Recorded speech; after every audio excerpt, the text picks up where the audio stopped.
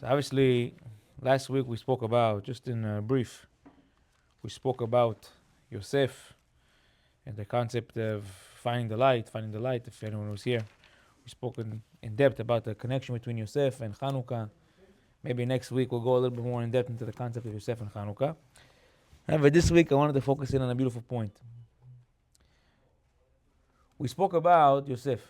Right? We spoke about a little bit how he got to become a slave. Tiny bit, we briefly just introduced the topic. But we never really spoke about, obviously it's a very serious test. For a person, for a Jew, to go through such a serious test, what Yosef went through with Eshe Potiphar. You know, the Midrash relates that Eshe Potiphar was one of the most beautiful women in Egypt. So to the fact that Rashi would say that she would switch, according to Midrash, she would switch her dresses 3 times a day, try to provoke him, every way she possibly could, trying to get him to fall with her. I'll convert, I'll kill my husband, she told him. Crazy things she told him. I'll become fully religious. If not, I'm going to kill you, I'm going to imprison you. Everything she threatened him with, he didn't listen. Everything she tried. And many different stories we hear about along the way. But we understand that it's an immense test to the point where one day she finds an opportunity. The house is alone because all the other people went up for a pilgrimage. She says, you know what, I'll stay behind. She knew Yosef would be there. And she used the opportunity for the first time she was alone with Yosef in the house to try to provoke him. She got him alone. And from there, we know the whole story. She tried to get him. Yosef, you can relate, he wanted to do the action. And at that time, Chazal teach that he had an image of his father come to his mind and he ran away. Some say tzitzit, whatever it was, the story was, but he ran away. The immense challenge that no one in the world can imagine. Imagine now you have a girl right now who's the most beautiful girl in all of the city telling you, be with me right now. Yosef is sitting over there. What am I supposed to do? So we see it's a serious challenge. Baruch Hashem, Yosef overcame it and ended himself up in prison. However, we want to take a step back and really address this topic. Why did Yosef have to go through this challenge? What did Yosef do that he had to get to this place where he went through this challenge? So let's see. In last week's Parashat, always right in the beginning, the Torah starts, Ve'ele Torot Yaakov, and these are the offspring of Yaakov. Yosef. It says Yosef is the offspring. And then it tells us how old Yosef was. He was 17 years old. And it continues, Vehu Na'ar, and he's a young man. So, we have a question. Rashi asks a question. He first says, what is this Ele Torot Yaakov? These are the offsprings of Yaakov. He has 2 ways. The first way he explains, Ele Torot Yaakov Yosef. These are the offsprings of Yaakov Yosef. Why did it only mention Yosef? Should have mentioned the other brothers. Now last week we mentioned just briefly why Yosef. So Rashi brings down 2 answers. The first answer he says is Ele Torot Yaakov. These are the offsprings of Yaakov. How did Yaakov become a nation? Through this series of events. And what was the first step in the series of events? Yosef was 17 years old. He went out to the field with his brothers. He saw them doing whatever he saw them doing. Either he was mistreating the children of Bila and Silba, or other action that he saw them doing. And he went and he told his father. This is the beginning of a series of events which ultimately get Yosef sold into Egypt. He becomes a slave to Potiphar. Eventually he goes to prison. And eventually becomes a viceroy, bringing all the Jewish nation down into Mitzrayim. This is the first step in the series of events, right? This is the first answer he says, and that explains. The second answer he says, Al Pi HaMidrash, he says, and we spoke about it last week, Ele Torot Yaakov Yosef. Yaakov tells Yosef, the only reason I have all these other children is because of you. Why? What did Yaakov want to do? He wanted to marry who? Leah? Rachel. Who was the son that came from Rachel? Yosef. He says, everything I have until this point is all because of you. Because the only reason I did what I did, the only reason I married Leah, the only reason I married Zilpah and Bila, the only reason I had these children was because I wanted you. And therefore you're the reason for all my offspring. If it wasn't for you, I would never be here. That's the second answer. And then Rashi also brings down, we spoke about last week, how they shared similarities. Right? I wanted to focus in on this point. Rav Nisimi again, Zatzal. He brings a beautiful point. He says, wait a minute. If we look into Rashi, into this pasuk in the Torah, we can actually see something very, very beautiful. Rashi asks a question. Rashi says, why did the Torah tell us how old he was? And then tell us he's a nar. Tell us he's young, tell us he's 17, and then tell us he's young. Why do we need both of them? So Rashi explains, when he said he's a nar, he was telling us that he was doing the actions of a nar. What does it mean doing the actions of a nar? He was acting the way a child acts. What was he doing? He was combing his hair, He was doing his eyelashes, fixing his eyebrows, making himself look beautiful, Rashi writes. That's what he writes. And he wanted to make himself, he quotes in Midrash, Bereshit Rabbah, that he would do his hair, he would do his eyelashes, he tried to make himself look beautiful. Says Arabi again, a beautiful pirush. And we can actually find it in Rashi itself if we actually look into it a little bit deeper. What did Rashi say? This was the beginning of the series of events that ultimately led Yaakov to become a nation. And what is the word? Siba Rishona, this is what he says. Siba Rishona, the first event, Yosef ben Shiva Asar Shana. Yosef was 17 years old. So wait a minute. I have a question now. If Rashi wanted to tell us, how old was Yosef? 17, right? The fact that Yosef was 17 years old means that's the beginning of the events. What was the beginning of the events? And Yosef went to tell his father. It should have started with a different segment. Why did Rashi say, V'siba Rishona, in the first event, and Yosef was 17 years old? And he was a nar, and he was a youth. Why? Right? So if we focus on this, says Arabi again, a beautiful answer. The first series in events that caused all of this happen was the fact that Yosef was 17 years old and he was a nar. Why? What did Rashi tell us earlier? He made himself look beautiful. He took care of his hair, he took care of his eyelashes, and of course it's on his level. We're not talking about on our level. Says Arabi again, we learn in Bereshit, Lapetach chatat robetz. There's a pasuk in Bereshit, we spoke about it in the past. At the opening, sin awaits. This we brought down, Rashi quotes a Sifri, that says that the Yetzer Hara, the evil inclination, sits at your heart and waits for you to have a little chink, a little disbelief, a little opening, and he runs inside. And besides for that, the Gemara Masechet Kiddushin brings a pasuk in Kriyat Shema. Right? And what does it say? V'samtem et devrai ele al levavchem v'al nafshechem u'kshachtem otam lot al yedechem. We say this every Kriyat Shema. And you should place these words that I said before you on your hearts, right? And on your soul, and you should tie them around your hands. This is what we say in Kriyat Shema. Says the Gemara Masechet Kiddushin, what is the word v'samtem? Sam tam. What does sam tam? What's the word sam mean? An elixir, a drug. What is it tam? Tamim tiyeh meshel lokecha. Noach היה ish tamim tzadik bedorotav. מה זה tamim? Tam. Perfect. Says the Gemara Masechet Kiddushin, the Torah is a perfect elixir. V'nimshal lesam chaim. And it's compared to what? Sam chaim. To the drug of life. And the Gemara continues.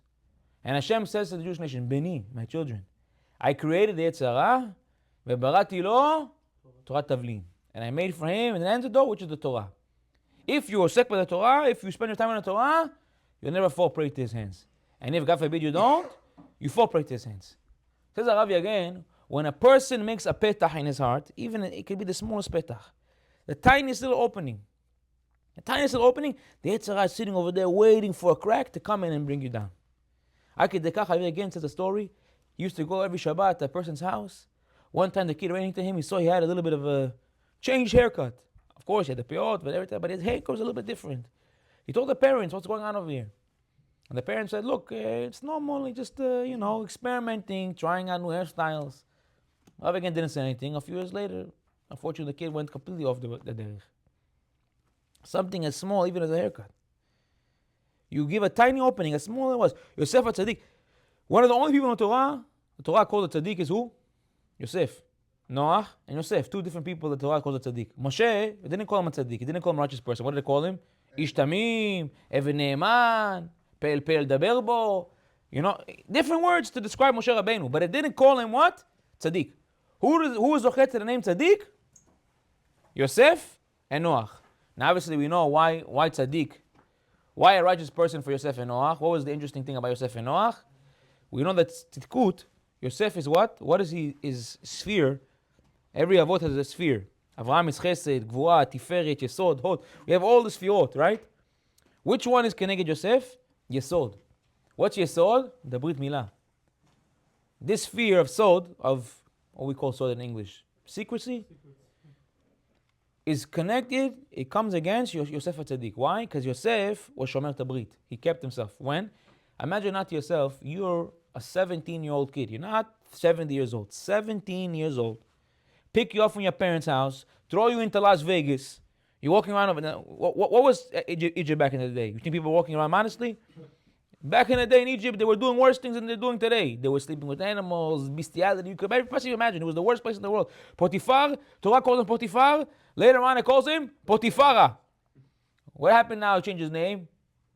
He had a gender change. He was the original Caitlyn Jenner. I mean, don't tell me now it happened today. It happened in their times also. And why did he buy Yosef? Midrash says he bought him to play with him. What did he to play with him? He thought he would be able to get his ways. That's why when Eshet Potiphar comes and tells him he tried to sleep with me, he says, he didn't try to. All these years I'm trying. I 1 year I'm trying with him. I know he didn't come to me. They both double They came from both Givonim. Say whatever team you're playing for. And you see what goes on over there. Eshet Ish. She's a married woman. No, it doesn't make it. I'll kill my husband. What did she say? I'll kill my husband. Just be with me. That's what you're concerned about. About him? I'll kill him tonight, tomorrow, no problem. 1, 2, 3, I'll kick a knife from the kitchen right now, murder him. Yosef finds himself in Ston V'Amoran, the worst place possible, by himself. Don't tell me there's one Chabad in the neighborhood. Don't tell me nothing. He has nothing to go to, no one to talk to, no friends. He's by himself. Bechlal, his father thinks he's dead. His brothers try to kill him.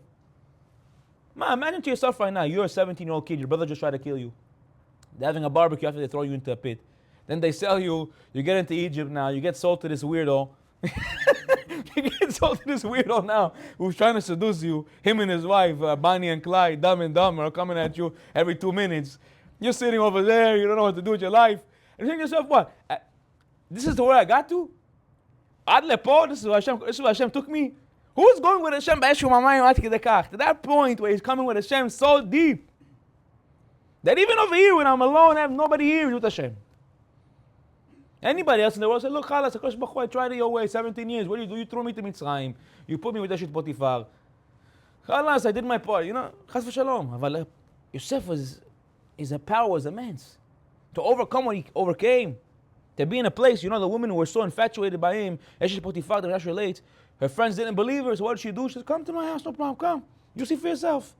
They were cutting lemons. Don't tell me they were cutting cucumbers. Lemons. And from his beauty, he was so mesmerizing. They started cutting their own fingers. You ever had a cuticle that was open and you had to cut a lemon? Everyone, it's good. They were cutting their fingers off. Imagine being so beautiful that people are looking at you. I can relate, Sam. Imagine being so beautiful, people are looking at you, they're cutting off their fingers. People were jumping from the gates to see him. You understand what I'm saying to you? When he became the viceroy, people were throwing everyone was trying to marry him. How did Osnat get to him? Osnat, who's Osnat? His sister Dinah, when she was raped, unfortunately, by Shem ben Chamor. They had a daughter. What was her name? Osnat. They didn't raise her because it was shameful. Everyone knows that this was the produce of whatever it was, but they wouldn't kill her. So what did he do? Yaakov Avinu put her in the outskirts of Mitzrayim. She would get adopted, but he gave her a pendant. The pendant was the pendant of Bet Yaakov, the house of Yaakov. When Yosef went out, Osnat threw the pendant at him. When he picked it up, everyone was trying to get married to him. He said, I'm not going to get married to a non-Jewish girl here. I need to marry to Bet Yaakov, a daughter from the house of Yaakov. He sees the symbol of his house. He says, who threw this? Osnat said, it was me. He said, okay, you're my wife. Ended up marrying her. Side note. But we see people were throwing himself, and Yosef is unwavered, nothing. I'm a slave, I'm this, I'm not. With Hashem, B'eshu b'mayim. And you can't talk to him, you can't move him, nothing, by himself. Chayal bodetz, a lone soldier. How did he do it? Huh? How did he do it? How do you do it? How do you do it? I'll tell you how you do it. Stam a side note, that's when I pray. If you ask me my own personal opinion, I'll tell you how he did it. A person who holds on very strongly to the core values, meaning a lot of time we talk, right? We spoke about last week, Rabbi Nachman, Yekutei Maharan, that the words that a person says influence the heart. Ahmana li babaye, HaKadosh Baruch Hu hoteh et halev shel ben adam. You guys weren't here for that.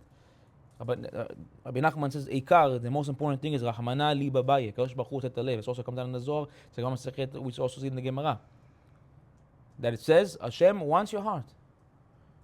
Hashem wants a person's heart.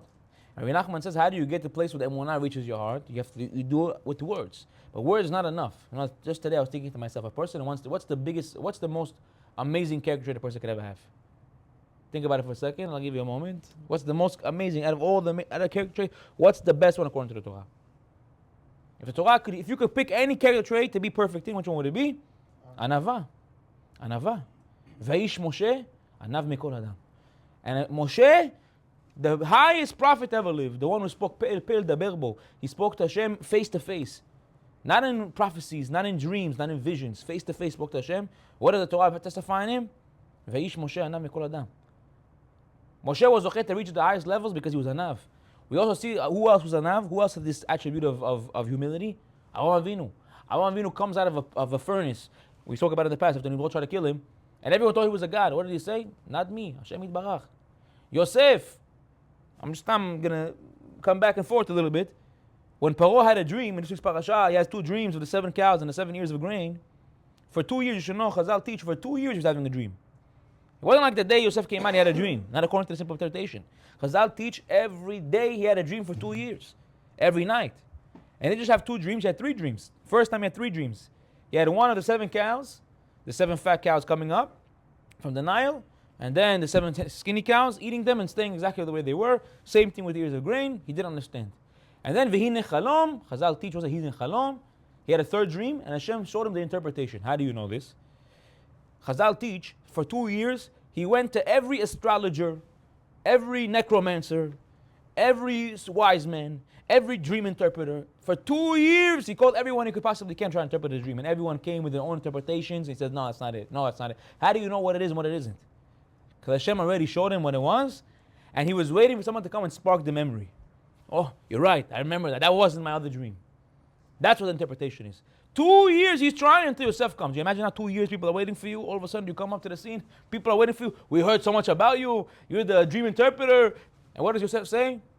I'm not the one who's going to interpret your dream. Hashem is the one who's going to interpret your dream.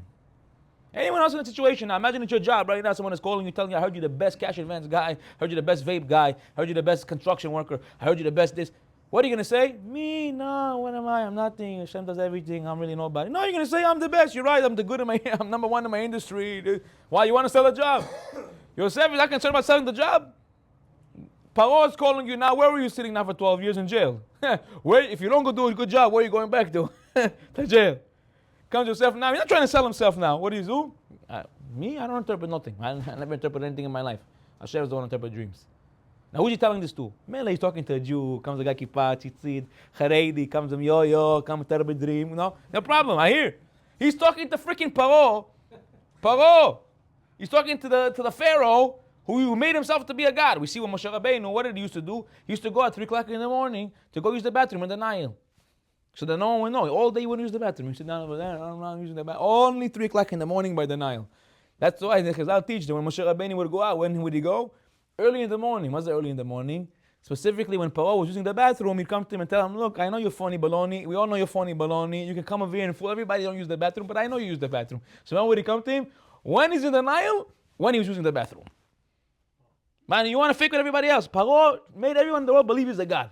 Now comes this Jewish boy. Yeah? How old is he? 30 years old.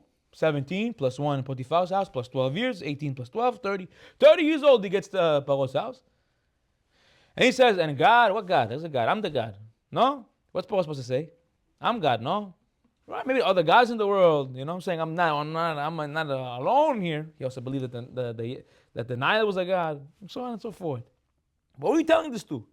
You're telling this to Paro. And God, you're not selling yourself. If anything, you're making words for yourself. And Paul, Yosef says it's not fake words. It's something that he understood in Omek Libo. It's something that stood in his heart. He understood, I'm nothing. Ani afar ve'efer. Ani afar ve'efer. You know, you can say those words 100 times a day. I'm nothing. I'm dust and ashes. You can say it 100 times a day. It doesn't mean, it'll penetrate a little bit. But you're always going to have that little voice sometimes. Just this week I was thinking about it. You know, a person could be zochet to real anava. Repeat it back. Ani afar ve'efer. The little voice inside says, yeah, but ani afar ve'efer. But ani afar ve'efer. Keep on saying it. Until the little voice inside says, you're right. Ani afar ve'efer. The little voice inside of you is going to come up and say, yeah, but I'm like this. But, no buts. Ani afar ve'efer. I'm nothing. You're putting yourself down. Doesn't make a difference. Doesn't make a difference. It's not about putting yourself down. You're not putting yourself down. Avraham Avinu said, ani afar ve'efer. What became Avraham Avinu? Ma chayai. Ani tola'at. David HaMelech. How many of the avot you need to hear say about themselves that they're nothing and see what greatness levels they reach? Anava, humility is not, I'm nothing and sit in the corner and do nothing. Humility is, I understand that nothing I have comes from me and I understand everything I have comes from Hashem, or when I understand that everything I have comes from Hashem, then you're right, I have abilities, I have talents. But I'm not the one who gave myself those talents. The Gemara Masechet Nidan says a person comes before he comes down to this world, they already decree upon him if he's going to be rich, he's going to be handsome, he's going to be smart, everything, who his wife is going to be, everything already decided. The one thing I haven't decided, what the Gemara Masechet says, "Akol b'yedei shamayim." What's Michat Shamayim? Gemara says the Tzaddik or Rasha, they didn't tell you. If you're going to be righteous or wicked, they didn't decide for you. But everything else, anyone in the world could pick to be handsome. You can pick to be handsome. Before you were born, say, wait a minute, doc, before you take me out 1 second, I want to do a few touch-ups here. You can pick to be smart. Some people, you put them in a room with the material, they sit on the material for 14 weeks. 14 weeks. Maybe one thing will be correct. Another guy, pages. You ask him a question 3 months later, boom, how do you remember? How do you freaking remember? How do you remember? Some guys in the college, they matzben. I sit down, I have notes, I misakim everything, till I digest. I'm not slow, but I take my time, I digest. Another guy comes, he reads the Beit Yosef, the Shulchan Aruch, twice. 3 months later, come to me, ask a question, yeah, Shulchan Aruch passing like that, like the Rashba, right? And the Ravid brings this, Rabbeinu Yochanan brings this. How do you remember 3 months ago, kacha like this? Who decided who has this level of IQ? You're right. There is a concept of Mesiut Nefesh. There is a concept of being Moser Nefesh, of taking from yourself to the Torah. But at the end of the day, your wisdom, your charm, everything you have, your dibur. Some people have the ability to speak, huh? The guys, good salesmen, they come and say, please. Some guys who are the natural salesmen. Catch them in the mall, selling Dead Sea products, natural salesmen. Who gave him that talent? Who gave him that talent? Who? HaKadosh Baruch Hu. And this is why, by the way, side note, the Midrash, we're going to see, there's a whole build-up over here. I'm a little bit out of, we'll get back on track. But we see last week's Parashat, it ends, that when Yosef is in prison, they come and tell him, look, you need you to interpret these dreams. He interprets the dreams of the cupbearer, and he tells the chamberlain of the cupbearer, he tells him, when you get back into your position, remember me and mention me. 2 things he tells him, remember me and mention me. Right away, Rashi quotes the Midrash on the spot. And what does it say? For those 2 words, remember me, 1 year. Mention me, another year, 2 years. And what is the last verse in last week's parasha? The chamberlain got back to the position and he didn't remember him. He came back and forgot about him completely. And this is what Rabbeinu Bachya said Chavot HaLevavot and Sha'ar HaBitachon in the introduction. He says, what's the main benefit of Emunah and Bitachon? We spoke about it in the past, which is Menuchat HaNefesh, peace of mind. He says, and why is Emunah so important? Because everyone in the world needs to have Bitachon, has to be Botech in something. When you go out to work, you Botech in something. You have faith in something. You place your faith in something. No matter where you are in the world, you place your faith in something. When you go out to Shalom and there's a fight, you place your faith in your strength. It took 14 years mixed martial arts, you place it in your 14 years of mixed martial arts. You go out to business, you place it on your mind. You go out to work, you place it on the money. Wherever it is in the world, you place your faith in something. Says Rabbeinu Bachya, Kol haboteach bezulat Hashem. Anyone who places their faith in anything but Hashem, masir ma'alav hashkachato. Hashem takes off of him his guidance. He says, no problem. V'mashir oto v'odayim shemi shepatach bo. Says, oh, you trust this cupbearer? No problem. Here, I'll leave you in his hands. And what happens? Velo zachar Yosef. He didn't remember Yosef. When you're going to place your faith in other places, talk about it last week in a little bit more detail. When you place your faith in other places, Kosh Baruch Hu says, no problem. Titmoded, figure it on your own. You got it.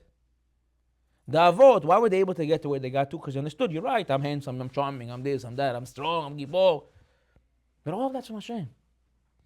And if Hashem wanted, Hashem could take it away in a second. A guy can train 14 years judo, and then get into street fight, the guy puts out a gun, douche, put him like a door in the rush, it's over. There's no, 14 years to the garbage. There's no, what are you boteching? My chokhmah. How many times, And I'm saying about myself, I can testify about myself. I Baruch Hashem give him shiurim many, many years now. I still get nervous. Before a class, I get nervous. People ask me, why do you get nervous? You've 6 years of giving shiurim. I said, you know why I get nervous? Because I know that I can get up to this podium, look at all of you in the face, and be like, what did I want to talk about? What do I want? And it all could be gone. In the blink of a minute, I give a shiur on Wednesdays in office. I bring this book with me every week. The guy, the owner of the office who brings me, tells me, I don't know why you bring the book. He's like, you never use it. You never use it. You come, you open the book, you never even touch it. You just, you start with one line, and then from there, it's over the cover of the wave. I told him, it's not me. It's not me. ולא עליך המלאכה לגמור ואין אתה בן חורין יותר ממנה. It's not for you to finish the job, but you're not exempt from trying. If you understand that your job in life is to try, and Hashem says, you try, I'll do the rest. But you have to try. How do you get to a place where you try? אתה פותח בעצמך. You have to have some type of ביטחון in yourself also. You have to know your capabilities, but you have to understand where do those capabilities come from. You're right, I'm strong. You're right, I can talk. You're right, but what's behind all of it? Hashem yitbarach. Then if Hashem yitbarach wasn't behind any of this, if Hashem decided, you know what, tomorrow I'm done. Forget about it. I'm not helping this guy anymore. Guess what? No more diburim, no more istaklut, nothing. No more for you to go. No more for you to do. Nothing. You can't. You can't. If you understand Hashem is behind everything, Hashem will be with you everywhere you go. And I'll show you this inside. Here's what I wanted to say. It says, לפתח חטאת רובץ, to the opening, the sin comes. The fact that Yosef was just cleaning his hair a little bit, the Yetzer Hara says, oh, yeah, you care about your appearance? Guess what? And now I'm going to bring you to a place where your appearance, your own appearance, is going to be your downfall. Why? What did he test him with? What Eshi Potiphar was so attracted to what? To his wits? To his yofi. You care about your yofi? No problem. You made an opening in your yofi, in your beauty? Guess what? Now I'm going to test you over there in the beauty. And that's why Rabbi again says, what did the Torah place a lot of emphasis on? The garment. She took the garment. Why the garment? Because the garment represents external beauty. And obviously this is the love of Yosef. That when a person leaves a tiny opening, the Yetzer Hara says, you're giving me an opening? I'm going to take it. And guess what? Barati Yetzer Hara. Kadosh Baruch Hu says, I made the Yetzer Hara. And the Yetzer Hara is a malach. He's an angel. Anach basar v'dam. We're flesh and blood. One person in the world went out against an angel and won with the Yaakov Avinu. And even they took a little damage. And that's because Yaakov Avinu was shareh. One tiny sin, Gid and Asher, that one tiny sin, he got him over there. It's only one area he was able to get to him. Now us, we're going to go get the war with the malach. Pitzuim mekol makom. Boom here, boom here. We can, like Yaakov Avinu, we can be shalem, we can be complete, we can be free of any type of sin. Anyone over here can be ma'idin atzmo, can testify himself. I didn't one time chas v'shalom look the wrong way. I didn't want them to have the wrong thought. I didn't want them to touch the wrong thing. Place the where the Yetzer Hara can get you. The Torah says, I gave you an antidote. Barati lo Torah tavlin. I created for the Yetzer Hara an antidote. What is that? The Torah. What does it mean, the Torah? It means that if a person wants to be able to overcome the Yetzer Hara, he has to learn Torah. How does he learn Torah? Not just the concepts. To learn how to implant it himself. ללמוד ולעשות. לשמור ולעשות. ללמוד ללמד, לשמור ולעשות. To learn, to teach, to do, to keep and to do. To keep it into your heart. Not just to say, to make it a part of who you are. You asked me a question, how Yosef was able to do it? To do it? He made this concept a part of who he was. He lived it. It wasn't fake. It wasn't phony baloney. It became a part of him. You know how many times a day Yosef had to tell him? הפותח בהשם, הפותח בהשם, אשר האיש אשר פותח בהשם. How many times you tell himself? Everyone has this point in his mind. Use the diburim. We gave you the tool. Rabbi Nachman says, very simple. The tool is your peh. Also comes down in Tehillim. That a person's peh, your mouth, is the tool to enter to your heart. Baruch Hashem, Baruch Hashem, yeh tov. You don't believe? Say it again. You don't believe? Say it again. You don't believe? Say it again. And I guarantee you, the more times you say it, the smaller and smaller the voice inside gets. Until the voice inside stops talking. A bill coming into the month. You don't know who's going to get paid. You don't know who's going to pay it. How's it going to get paid? Where's it going to get paid from? Guess what? Tell yourself, Hashem is going to take care of it. Shlach al Hashem yavcha v'yuchal kelecha. Throw on Hashem your worries and Hashem will take care of it. No problem. Say it again. Say it again. Say it again. Say it again. Say it again. Guess what? 5, 6, 7, 8, 9 times, guess what? That worry goes away. That worry starts to fade. That voice gets quiet. That voice gets quiet. You say it again and again and again. And why am I telling you this? Because the same way we see this concept, that a person, lapetach hatat robetz, that the opening, the Yetzer Hara waits, and how the smallest little opening can lead to the most immense challenges, the same thing is true the opposite way. How do you know? There's a Gemara Masechet Sanhedrin. Gemara Masechet Sanhedrin says that the reward of a mitzvah is greater than the punishment for an avera. The reward of a good deed far exceeds the punishment for a sin. Chas v'shalom.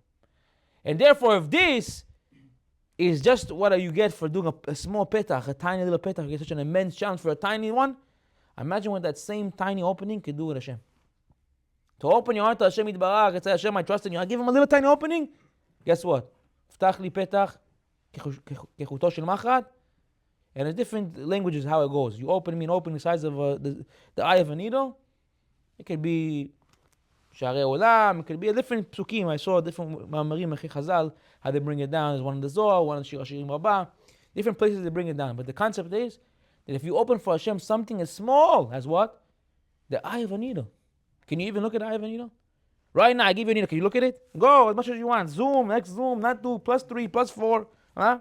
X6, X7. Maybe if you have a Galaxy, maybe. But an iPhone, definitely not. What is it? You're not seeing this thing. You need to get a magnifier. Look how tiny the hole is. Hashem says, just this eye is all I need, and I'll open you up the whole. I'll open you up a doorway like the size of a wedding hall. I'll open up for you everything. But all you can do is give me one petach. Give me a little opening. Give me a tiny opening. How do you get that opening? How do you get to the place where you can have the opening in your life? B'peh. In your mouth. Botech b'Hashem. You have to go with it again and again and again and again. No stam. The Rambam writes, the emunah is the etz and the bitachon is the perot. The Ramban already gave you the formula. I said it how many times in the last month or two? This concept of the etz and the perot. How many times you said it already? Anyone realize the depth of what the words mean? That if you work on the emunah, you work on the faith, the day you need the bitachon, it'll be there. What does it mean to work on the emunah? How do you work on emunah? You read about it. You talk about it. You say it. You speak good things. You let out good energy. Talk good energy. יהיה טוב, גם זה יהיה טוב, גם זו לטובה, אין לנו מלבדו. How many different times? You want more signs? We'll give you more. We'll go afterwards. We'll do a chart. All the words you can use. הבוטח בהשם, חסד יוצבבנו. We go from starter pack. And we're not starter pack. But the reality is that we see HaKadosh Baruch Hu gave us this opportunity. He gave us such a great matana in your hands. And he told you, all you got to do is give me a tiny opening, something small. And look how much I opened for you. Yosef, the test, the Chazal teach that 10 drops of secretion came out from him. And for those 10 drops, every drop he had a year in prison. Someone asked why I have to be there in 10 years. Different answers. One of them is 10 brothers, one for every brother. One of the 10 drops that came out of him. He wanted so bad to be with this woman. How do you get such an immense test? You get to a place with such a big test for one thing, because I comb my hair. What did I do already? I comb my hair. I put a little gel in my hair. I gotta get such a big test. Obviously, this is on the level of Yosef. But the concept is true. That when you give an opening, you allow the Yetzer Hara just a tiny thing, he's waiting. You don't understand what it means waiting? Picture it in your mind. There is somebody who sits there at the opening of your heart. Not the opening of your words, your heart. And God forbid a little second of doubt, of questioning, of the wrong type of thinking. Guess what? You made an opening, he's already, whoop! Instantaneous. There's no traveling time. He doesn't like he gets, I gotta travel there now. He's there waiting. Lapetach chatat robetz. It's sitting over there waiting. Rashi writes that he's eagerly waiting and desiring for your downfall. You understand? Waiting. And the opposite is also true. We spoke about in the past this concept that the Zohar says that a person who prays Amidah out loud is called a kofir. Aktan be'emunah. He's lacking emunah, he's lacking faith. Why? Because the Zohar says that if a person will understand that when you pray, HaKadosh Baruch Hu, he's putting his ear to your mouth. How much you yearn for your tefillot. How much you want your tefillot, that if you would talk loud, you would hurt him. Why are you talking so loud? I'm right here. HaKadosh Baruch Hu is right there, he's waiting for tefillah. If you understand how Hashem, how much He yearned for your tefillot, how much He cared, how much He loved about you. I wanted to come talk about this Bet Levi and also the Kli Yakar, two different Kli Yakar on this parasha, and the Bet Levi and this week's parasha. Both of them bring down similar concept of Emunah and Bitachon. And they bring down a beautiful point. I think it's the Kli Yakar, it's the philosophers. They want to say that a lot of the concepts of the world, that it's called the agnostic. There's a God in the world, but He doesn't get involved. He's up there, on the all high. He's busy. He's taking care of the big things. He's not involved in every detail of your life. Says the Kli Yakar, you don't know how wrong you are. You don't know how wrong you are. And every little detail of your life, every tiny little thing, HaKadosh Baruch Hu sees. He's there. Every little area, every little thing. It's crazy sometimes. I'll tell you something so beautiful. Avraham Avinu, let's go all the way back now, yeah? Avraham Avinu, Lech lecha me'artzecha. Remember where we go? All the way back now. Hashem tells Avraham Avinu, Lech lecha me'artzecha. Go from your land. To where? Asher Areka, the place I'm going to show you. Where does he go? Eretz Yisrael. She's Eretz Yisrael famine. Where does he go? Down to Mitzrayim. What happened to Mitzrayim? They take his wife. Who takes his wife? Paro. What does he do? He marries her. He marries her. He marries her. She was there for a few hours, maybe 24 hours. Okay? In a time, her beauty was so great, Paro told his painters to fashion an image of her on a painting, and he wanted it hung up in the hallway on the corridor to his bedroom. That's what they did. They painted a picture of her, they put it in the corridor of the bedroom. Good? And then eventually Avram gets it back. Now Avram says himself, Hashem, what good came out of this now? I came down to Egypt, I'm following your ways. You take my wife, you get her to another man, she's asleep in an awkward man's house, even if they didn't touch her. He didn't touch her. But who wants the idea that your wife slept with another man? What's going on over here? Could be even 2 separate rooms, he still doesn't feel comfortable. Avram Avinu says, it's nothing. Good? Tiny detail? Forget the money that he came out with money and then he came out with a lot of, Avram Avinu didn't care about money. That I can promise you. Listen to this. Let's fast forward now. We get to Yosef. How many years later? Many, many years later. We get to Yosef. He comes to Paro now. This week's parasha. 30 years old. Comes to Paro. Interprets his dream. And he tells him, and if you're going to be wise, there's going to be 7 years of abundance, 7 years of famine. If you're a wise man, you're a smart guy, you should appoint someone very sharp, very smart, to be in charge, to make sure to save during the years of abundance for the years of famine. And Paro says, who's smarter than you? I'll give you the job. Chazal teach that right away, the advisors of Paro were like, wait a minute, hello, excuse me. We have rules over here in Egypt. First things first, any person who wants to become a king or a viceroy or second in command has to speak all 70 languages. That night, the Malach came to Yosef, taught him all 70 languages. The next day he came to Paro, 70 steps. He went up each one, konnichiwa, privyet, so on and so forth. He went and then he got to the final step because Paro had a throne. It was 70 steps. To get to the top, you have to know all 70 languages. He got to the top language and looks at him and tells him, Shalom Aleichem, in Hebrew. Paro looks at him and says, what is that? Shalom Aleichem, מה קורה? Paro looks at him and says, whoa, what language are you speaking? What is that? He goes, oh, you don't know Hebrew? He goes, no. And make me a promise, you'll never tell anybody that you know one extra language than me. Don't forget, I'm a God here, yeah? I cannot let anybody make me a promise. He makes, okay, make me a neder. Later on, this also comes into play. Side note, we're going to see when Yaakov Avinu passes away, he tells his son, calls specifically Yosef. He says, you take me out of Egypt. Why Yosef? Out of all the brothers, who's the strongest? Seemingly. Yehuda, the Hulk. Yehuda was like the Hulk. Yehuda was a beast. Who's the strongest? Yeah, Yehuda. Why do you call Yosef? Yosef comes to Paro and he tells him, I didn't take my father out. Listen, we had a famine over here until your father came. As soon as your father came, the famine ended. He brings blessing over here. We want to bury him in the Nile, the same way we did with you. We want to embalm him. You know what embalm him means? Mummify him. The toilet paper, tipi. Yeah? Picker upper. Okay? Embalm him and throw him into the Nile. Yosef says, look, I would do that. However, I made my father a promise. So Paro says, okay, what's the problem? Paro was very well versed in Torah.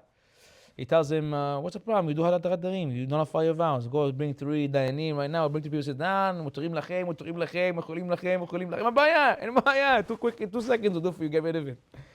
The horse says, you know what? You're right. However, I have another promise that I made. That if I nullify this one, I also nullify that one. He goes, what's that? I remember a few years ago, I promised you I wouldn't tell anybody that I know one extra language than you. Well, guess what? If I have to nullify the promise to my dad, then I also get to nullify that one, and I get to go tell everybody I know one extra language. Oh, you know what? Let's all go take him together. And they all took Yaakov to the Marat HaMachpelah. Understand? Little detail, yeah? So side note, I didn't even come talk about that one. Side note, 70 languages has to become from royal blood. Royal blood. They say, okay, where's the royal blood? 70 languages he has? Where's the royal blood?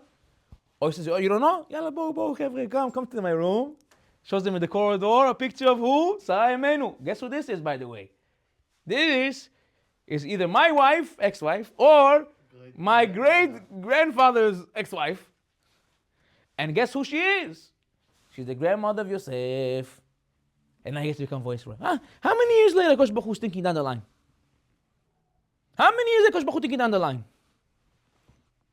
Every aspect of your life. Every aspect of your life is never going to find nowhere in the world, nothing can happen to you that Hashem's not involved with. If you won't see it today, 30 years, 40 years, 100 years. Could be whenever it is. Hashem, every aspect of your life, doesn't matter how small, or how big, or how tiny, or how minute, Hashem is involved in every aspect of your life. Every aspect. Nothing happens for no reason. Everything He does for you does for a reason. You may see it in 50 years, 20 years, doesn't make a difference.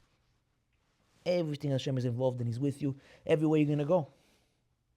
And we see this with Yosef, we see it with Abraham, we see Yaakov, we see all the Avot. And you also see it in your own lives. I'm sure if you go around this room and start talking stories, everyone over here will tell me, yeah, I remember a few years ago, it was the best thing that ever happened to me. Why only after the fact you realize? No. In the moment. In the moment you have to say, Hashem, everything you did for me until today, lemafreya. Looking back, I realized how it was the best thing for me. Why would today be any different? You took care of me my whole entire life. Why would today be any different? Yosef HaTzadik finds himself in Egypt alone. Finds himself in prison. 2 years, another 2 years. The story doesn't end. And the emunah and bitachon unwavering with him. Everywhere he goes. Everywhere he goes. Took Hashem with him everywhere he goes. And so that's what we have to know for ourselves. Hashem is with you in every corner, every nook, every cranny. And listen to this. Listen to this. Another beautiful point. How do I know that when a person takes Hashem with him, that Hashem will be with him? I'm going to tell you right now, you have a promise from the Torah. A promise from the Torah to be successful in everything you do. You want to be successful in everything you do? You want to be successful in everything you do? You want to be successful in everything you do? You want to be successful in everything you do? Everyone wants to be successful in everything you do, right? Listen to this. Don't tell me I said this. It's the Pasukim in the Torah. Paro gets sold to Potiphar.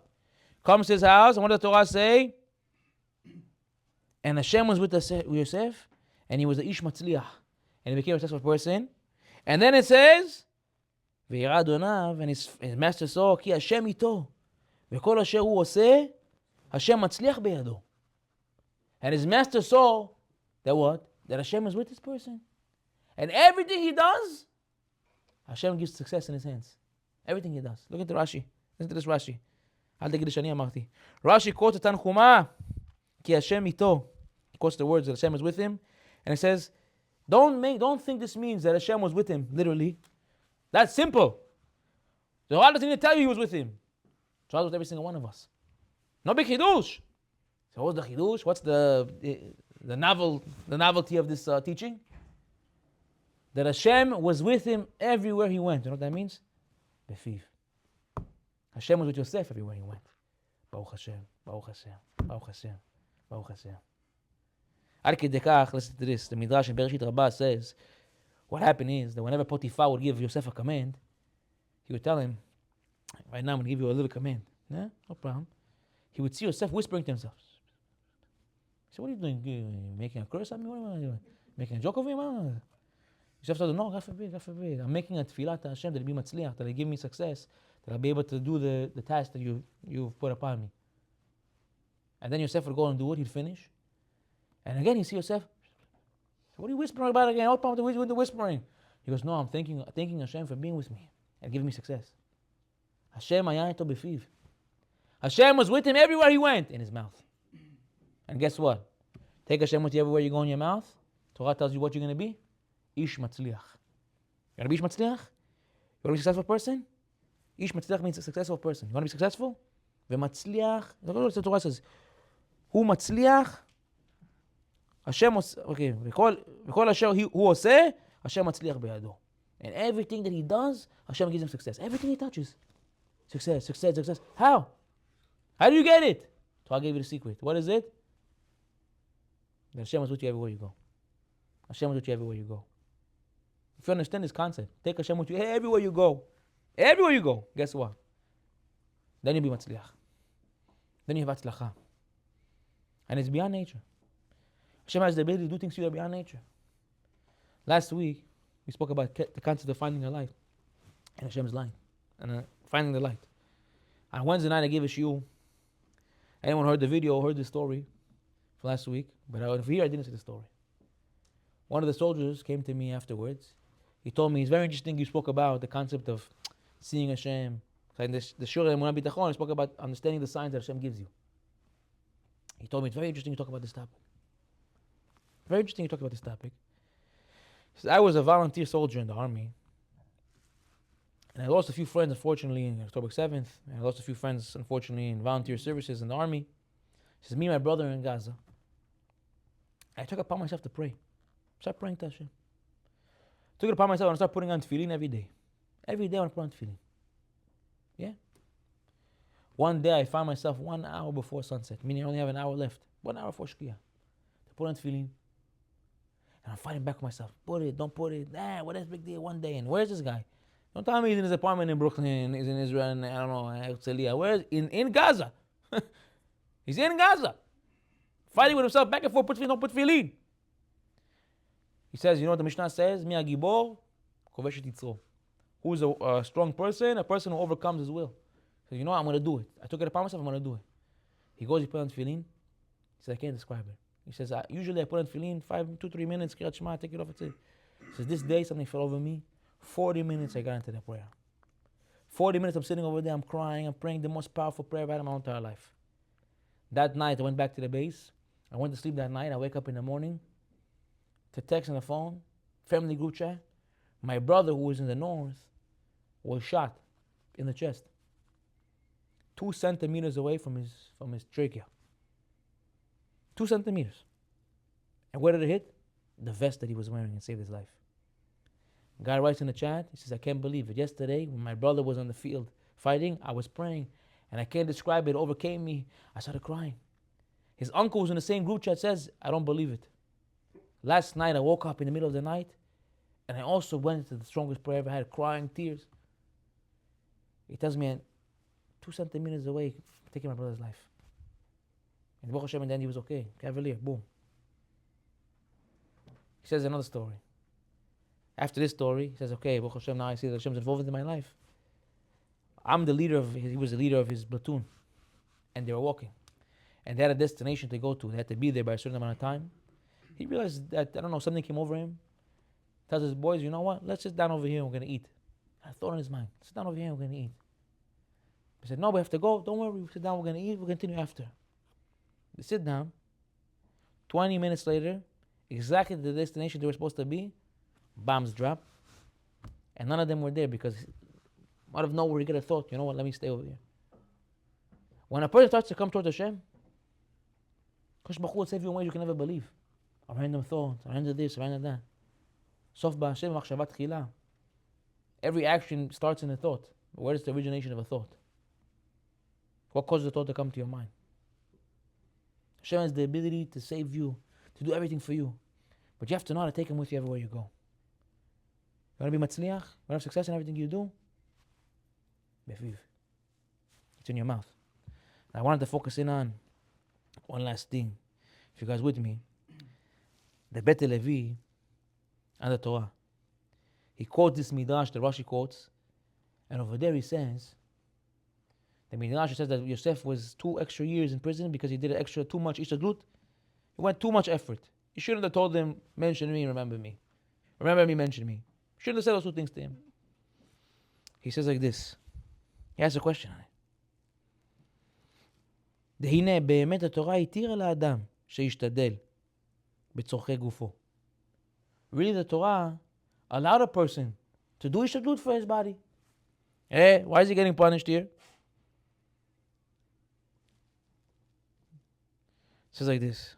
והעיקר העניין, יש לומר, this is what they say, זהו כלל לאיש הישראלי, שיהיה ליבו שוקט ובוטח בהשם.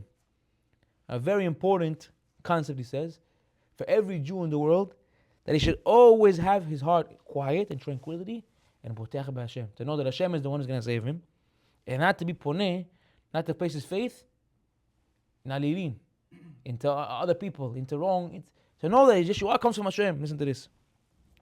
And he says, והד דהתירה התורה להשתדלות, and this the Torah only allowed you to do השתדלות, הוא משום דלא כל אדם יכול להגיע למדרגת הביטחון הגמור.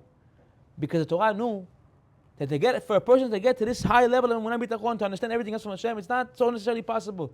So the only reason I gave you the anyan of hishtadlut, to make an effort, was to assist you to get to the proper level of having 100% emunah bitachon. To understand that your efforts really have no effect. They really don't change the outcome of life. But you have to do them. Why? 2 reasons. One, the Bet Levi brings down in bitachon, not over here. He says, what's the concept of shadut? He says that life, Hashem already, the Gemara says, Hashem decreed upon you how much you're going to have year after year, right? He says, Hashem decreed upon me, I'm going to have, what do you say, this is 10 ounces? 12 ounces? What do you say? Is it 10? 9, that's 9. This is 9? Yeah. But it's full to the top. Mecholket the poskim, okay? 9. 9 ounces, let's say, right? Hashem said, I'm going to get 9 ounces. Now, can I bring this down faster? Can I take it sooner? Can you bring it sooner? Can you do something for me? And why do I need to work? If I'm going to get this water anyways, I'll just sit at home and do nothing, no? However, the concept in the Torah, that a person was created to be busy. Hashem says, the only reason I gave ishtadlut, the only reason I gave you the concept to work, was because if I didn't, God forbid you find yourself in sin. We spoke about this concept in the past. That a betala mevia yedeh avera. That idleness ends up bringing you to sin. Hashem says, Adam la'amal nolan. I'm paraphrasing. That's what it says. That a person was created to be busy. Hashem says, look, I give you work not because I want you to bring down more money into the world. I give you work because I know that if you're not going to work, what else are you going to do with your time? Have the wrong things. So what does Hashem do? Hashem takes the water, puts it behind the dam, and says, you have to go to work. All you're doing is opening the dam. All you're doing is opening the gate to allow the water to come in. That's your ishtadlut.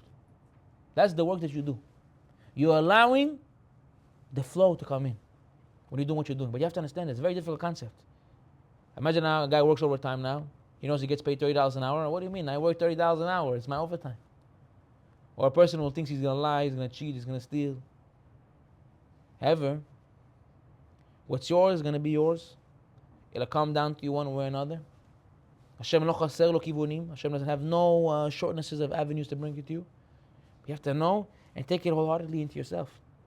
And understand that the only reason that the shtadlut is over here is not because it causes something to happen in the world, it changes the reality. It's because what can we do? Hashem nigzar aleinu.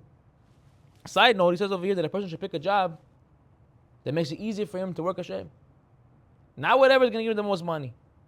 Whatever is going to make it the easiest for him to work Hashem. It's not me who says this is a Bet Levi. If you want to read it from inside. To pick a job is going to allow him to be over Hashem. Why we think, oh, I go to this job, I make more money.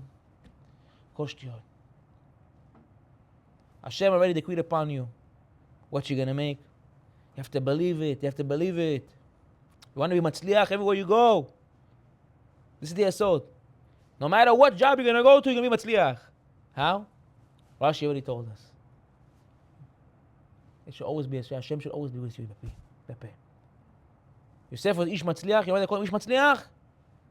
Hashem was with him everywhere he went. You want to be matzliach anywhere you're going to go, any job you're going to do, anything you're going to do in your life, you want to be matzliach, you want to have success? A very simple formula. Take Hashem with you everywhere you go. Have that emunah, have that faith, have that bitachon. And guess what? That's when you're going to find that tzlacha, the real tzlacha. The real tzlacha. That's what we see with Yosef. The reason he was zocheh to reach the highest levels is because Hashem was with him everywhere he went. It doesn't mean in the dark time. It means in the dark times, in the good times, and every time of your life. Take Hashem with you everywhere you go. Hashem is here, Hashem is here, Hashem is here. And guess what? Your heart's telling you otherwise? Say it again. Again, again, again, again, again. Until what? Until it becomes a part of who you are. Until it becomes a part of your life. And I'm telling you, I'm living proof that it's possible. I'm working on it. Will I reach levels just learning when I bitachon that I never was able to reach before? That at times now when things reach me, I'm not even stressed out. Bill, this, that. I don't even see them anymore. Tamim tiyeh Hashem Elokecha, we spoke about it last week. Like a child. A 7-year-old is not worried about who's going to pay the bills. What's the difference between you and him? His Abba's taking care of the bills, your Abba's taking care of the bills. You have to believe it, you have to know it, you have to ingrain it in yourself, you have to make it a part of your DNA. A part of your DNA.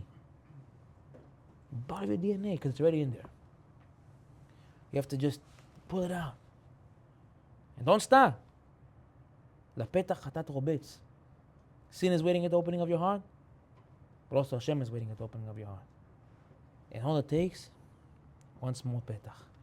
One small opening. Hashem says, you ready? You made the opening? Now I'll give you everything. Small. Lo alecha melecha ligmor, v'nata ben chunim v'tel mimena. It's not for you to finish a job, you're not exempt from trying. Go should be zocheh, to have real emunah and bitachon in Hashem, and to take Hashem with everywhere we go, and in that manner will be anashim shematzlichim b'kol maseh yadeinu. We'll have success in everything we do. Chazak u'baruch. I wanted to ask. Yes. What is the, the negative and the positive side? Yes. What is the